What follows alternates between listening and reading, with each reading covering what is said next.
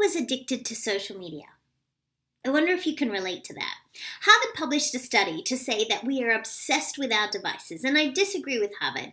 I think we are addicted. We are addicted to our devices.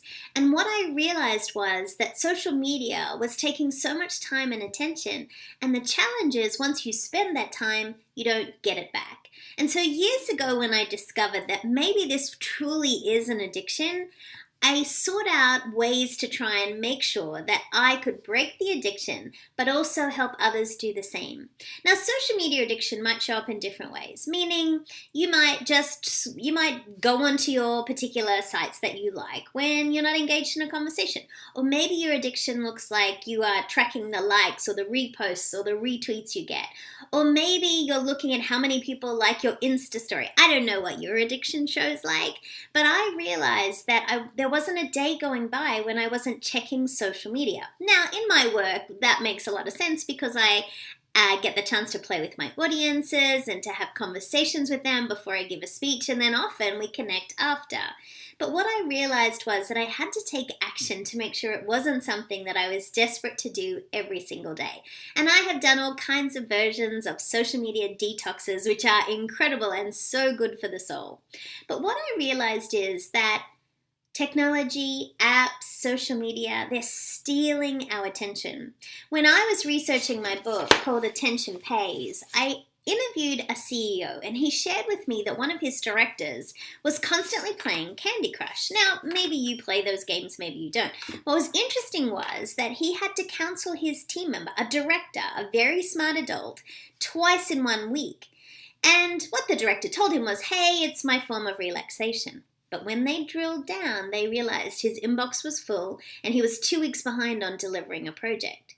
Do we really have to have social media policies that say don't play Candy Crush at work? I mean, seriously?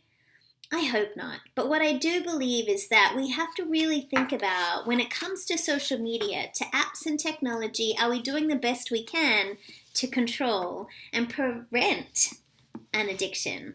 What I've realized is that with the clients I work with, yes, you need a social media policy for your company, whether you're a company of 1 or maybe 100,000. What I would also encourage you to consider is some people do use it for relaxation. I love seeing what my family's doing in Australia. It helps me stay connected to the world.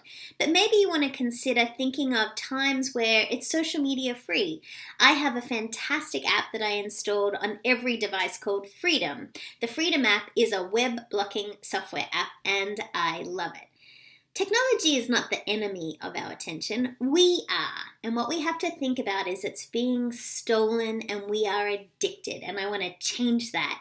Maybe you want to help me too. Maybe you want to join our attention revolution where I challenge you to truly invest your attention.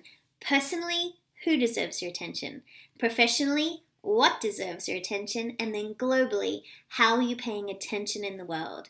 I pretty much don't know anyone who's been on their deathbed and thought, oh, I wish I'd posted one more tweet. No. People on their deathbed say, I wish I'd spent more time with people than on social media. So, I believe that we all have the ability to break our addiction, to change our habits, and to create new ones. Because when you pay attention, attention pays.